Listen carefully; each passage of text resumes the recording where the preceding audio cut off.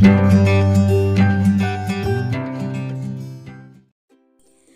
Friends, welcome back. ഇന്ന് ഞാൻ വന്നിട്ടുള്ളത് നല്ല ടേസ്റ്റി ആയിട്ടുള്ള ഹെൽത്തി ആയിട്ടുള്ള ഒരു റീഫ്രഷിങ് ഡ്രിങ്കിൻ്റെ റെസിപ്പി ആയിട്ടാണ്. അപ്പോൾ ഈ ചൂട് സമയത്തൊക്കെ കുടിക്കാൻ പറ്റിയിട്ടുള്ള നല്ലൊരു ഡ്രിങ്കാണിത്. അപ്പോൾ എങ്ങനെയാണിത് തയ്യാറാക്കാമെന്നൊന്ന് കണ്ടു നോക്കാം.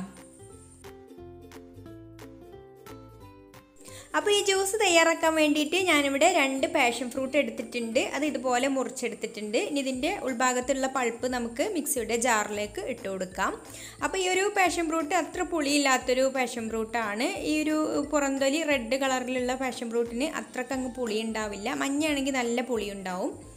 ഇനി ഇതിലേക്ക് ഞാനിവിടെ ഒരു 2 സ്ട്രോബെറിയും കൂടി എടുത്തിട്ടുണ്ട്, നല്ലൊരു കളറ് കിട്ടാൻ വേണ്ടിയിട്ട്. അത് ഇതുപോലെ ഒന്ന് മുറിച്ചതും കൂടെ ഇട്ട് കൊടുക്കാം. പിന്നെ അല്പം പുതിനയിലും കൂടെ ഇട്ട് കൊടുക്കുന്നുണ്ട്. ഇനി ഇതിലേക്ക് ആവശ്യത്തിന് പഞ്ചസാര ചേർത്ത് കൊടുക്കാം. പിന്നെ നമുക്കിതിലേക്ക് വെള്ളം ഒഴിച്ചു കൊടുക്കാം. ഇനി ജാറ് അടച്ച് വെച്ചിട്ട് ഇത് നന്നായിട്ടൊന്ന് ബ്ലെൻഡ് ചെയ്തെടുത്തിട്ട് വരാം.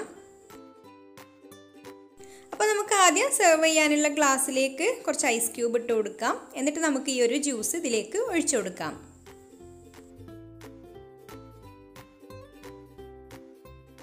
ഇനി സ്ട്രോബെറി ഇല്ലാതെയും പാഷൻ ഫ്രൂട്ടും പുതിനയിലും കൂടെ പഞ്ചസാരയും കൂടെ അടിച്ചെടുത്താലും മതി. എന്നാലും നല്ല ടേസ്റ്റി ആയിട്ടുള്ള ഡ്രിങ്ക് തന്നെയാണിത്. അപ്പോൾ സ്ട്രോബെറിയും കൂടെ ചേർക്കുമ്പോൾ അതിന് വേറൊരു ഫ്ലേവറും കൂടെ കിട്ടുമെന്ന് മാത്രം. ആ പാഷൻ ഫ്രൂട്ടും സ്ട്രോബെറിയും കൂടെ ചേരുമ്പോൾ, പുതിനയിലും കൂടെ ചേരുമ്പോൾ അതിന് വേറൊരു വെറൈറ്റി ടേസ്റ്റാണ് കിട്ടുന്നത്. അപ്പോൾ എല്ലാവർക്കും ഈ ഒരു റെസിപ്പി ഇഷ്ടമായിട്ടുണ്ടാവുമെന്ന് വിചാരിക്കുന്നു. അപ്പോൾ പാഷൻ ഫ്രൂട്ടൊക്കെ കിട്ടുകയാണെങ്കിൽ എല്ലാവരും ഒന്ന് തയ്യാറാക്കി നോക്കുക. അപ്പോൾ നിങ്ങൾക്കൊരു വീഡിയോ ഇഷ്ടമായിട്ടുണ്ടെങ്കിൽ ഒന്ന് ലൈക്ക് ചെയ്യുക, അതുപോലെ ഷെയർ ചെയ്യുക, കമൻറ്റ് ചെയ്യുക.